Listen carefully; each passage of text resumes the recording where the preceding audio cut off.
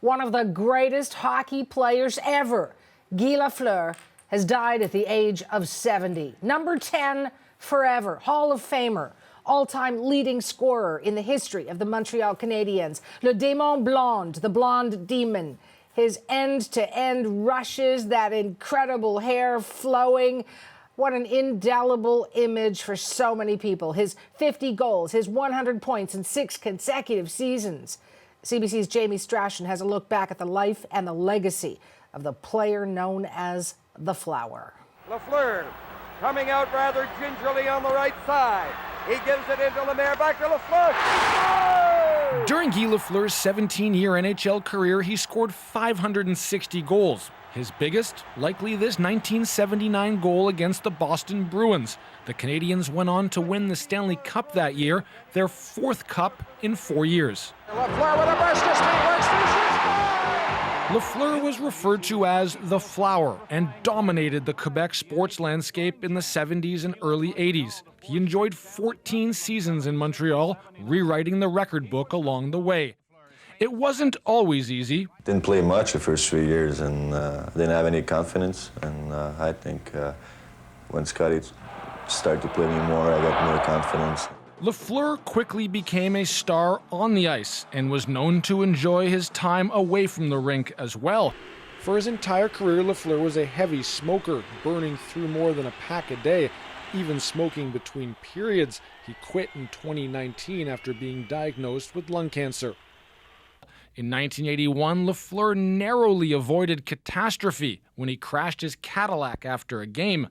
Lafleur played 3 more seasons in Montreal before a bitter dispute with management led to his abrupt retirement.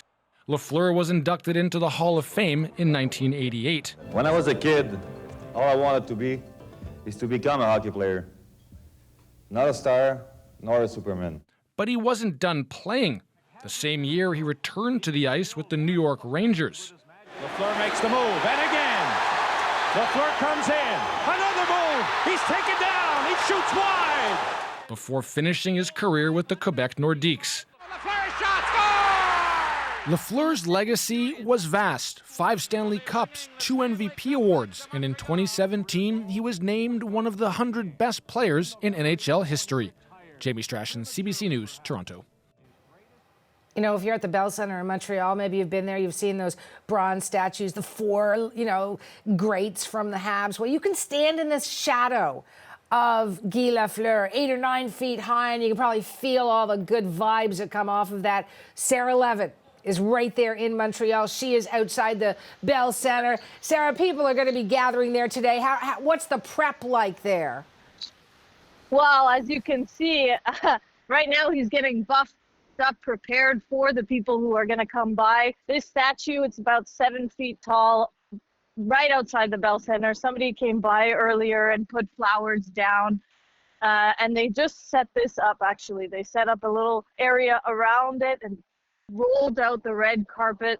Already people have come by, as indicated by the flowers, but also just to pay tribute, to look at the hero of Quebec, and not only Quebec, of Canada, Flower, or the Le Démon Blonde, who's the demon blonde. The blonde demon, I should say, because of his long blonde hair going through the ice flowing. But, there's been lots of reaction, most of it sad, but obviously commemorating this hero. And I will say that the accolades have come in all over from Twitter. We have Premier Justin Trudeau, Prime Minister Justin Trudeau, offering his condolences and his thoughts. And also Premier François Legault is holding a press conference later today just to talk about Guy Lafleur. And that kind of tells you how much of a hero he was here in Quebec, but across Canada.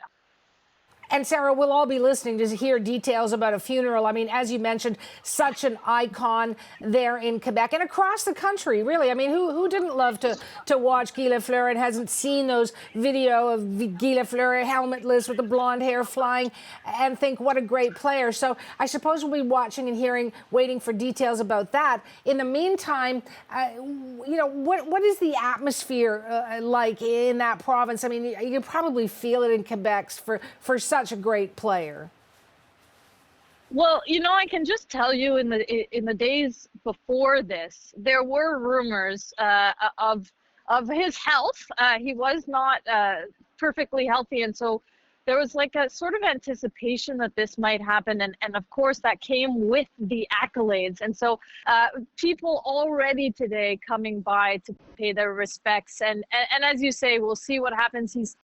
He's here now. And next to him is Jean Béliveau, who had a state funeral here in Quebec. And so I wouldn't expect anything less for Guy Lafleur in Quebec. And Sarah, you mentioned Jean Béliveau. That was one of his hockey heroes. I mean, Béliveau's play inspired Guy Lafleur, and even at 5, 10 years old, he was doing incredible stuff on the ice, with the puck. So it's sort of fitting, as you say, that Béliveau had a state funeral, and maybe that will be the same for Guy Lafleur. There's got to be a lot of love for him in Quebec. And it's funny because Guy Lafleur started playing in the NHL right when Jean Béliveau left the NHL. And it's sort of like, here's my hero, the person that I want to be. And he took over that big personality, that big play on the ice. And some would say, in some cases, surpassed him with his goal scoring and his success winning Stanley Cups for the Montreal Canadiens. So I would expect nothing less for Guy Lafleur. Really a hero here. Absolutely. And Sarah, I know you're going to be staying there, and we'll be talking later. Perhaps there will be people bringing flowers, and we'll see what the reaction that you're getting out there is. But thanks for that. And as they buff up the statue, the bronze behind you, we'll continue to watch for what happens there at the Bell Center. So Sarah will join us later. Now, I mentioned reaction. It is pouring in for this death of a hockey legend. CBC's John Northcott is going through all of that. And what are you seeing, John? Good morning, Suhanna. We can talk about this breaking news, if you will, in terms of the reaction from the Canadiens. And we'll put that up and read it to you, what they are saying. The entire Montreal Canadiens organization is mourning the loss of a legendary Hall of Famer and Canadiens ambassador, Guy Lafleur, who passed away at the age of 70. Rest in peace, Guy. There it is there, and a couple of iconic images there of the man in full flight going down the ice. And that is how he's being remembered by so many. But a personal note, we can tell you that the news had been rumored. His health, of course, tenuous for a couple of years, surgeries, but his family by his side, and a tweet, in fact, it was on Facebook, from his sister this morning, confirmed the rumors that had been circulating for a couple of days that he was not doing well. And this coming short in her comment, his sister Lise saying on Facebook, Guy, I love you. You are done suffering. You will be greatly missed. Hearing from the Prime Minister, as Sarah Levitt was saying, and this is the text of what he tweeted out. Guy Lafleur, or the Flower, unlike anyone else on the ice, his speed, skill, and scoring were hard to believe.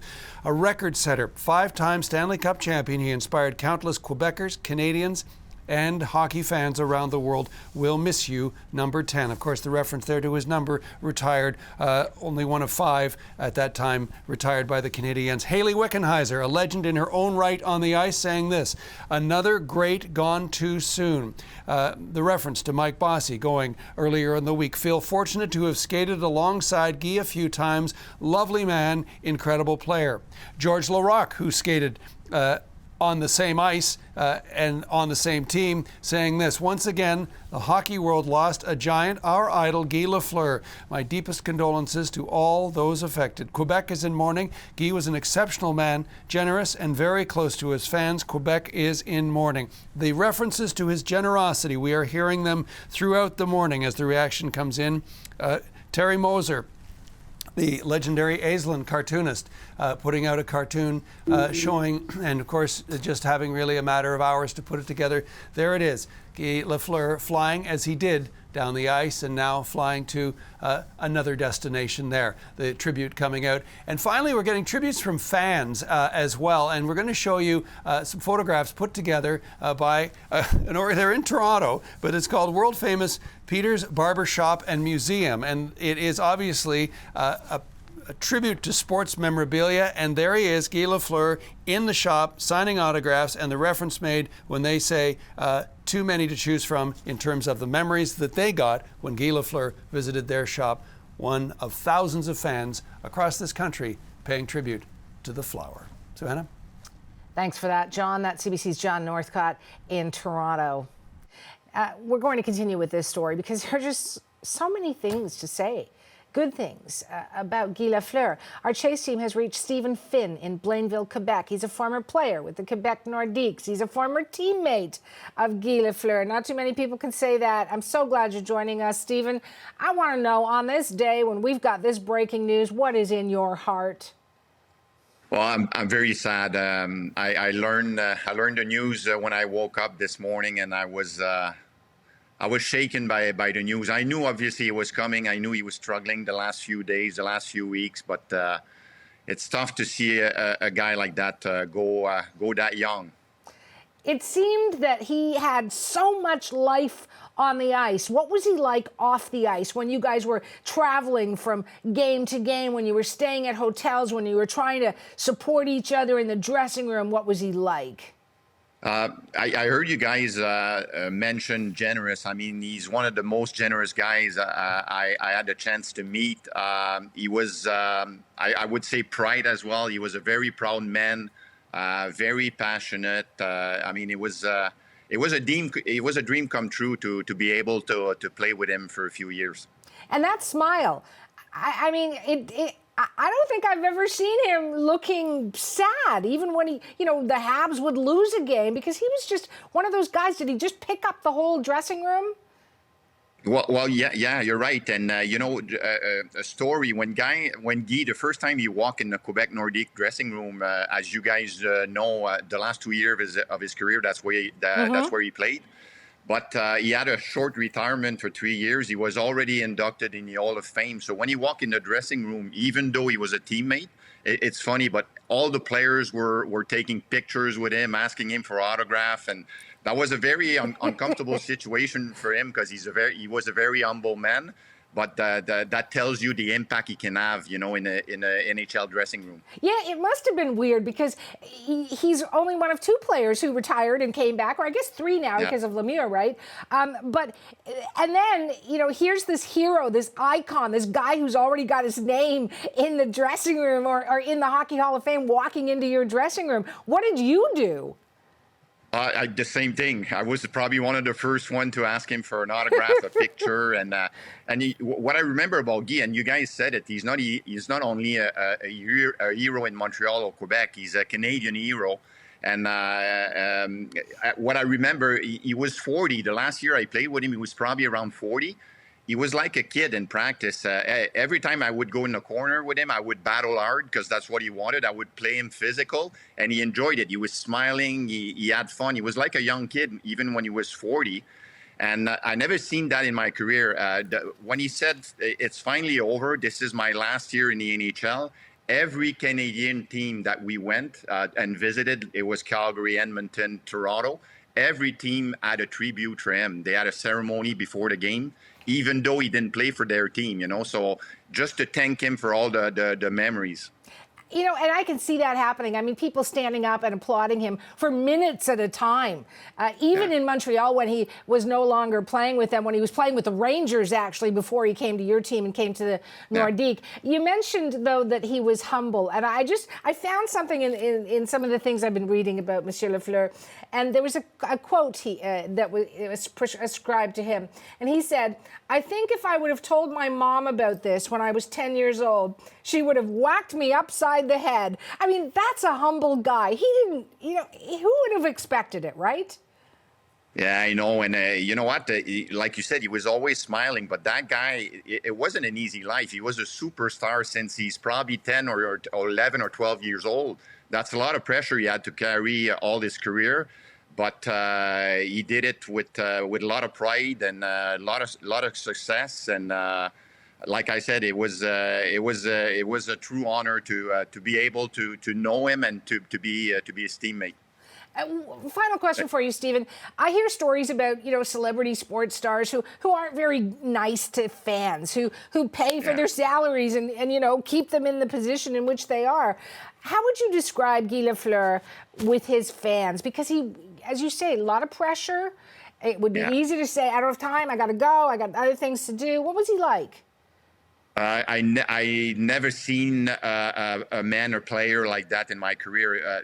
An afternoon game, obviously there were more kids at the rink. Guy, when he got out of the dressing room, he would sign an autograph for every kid, even if it took him an hour.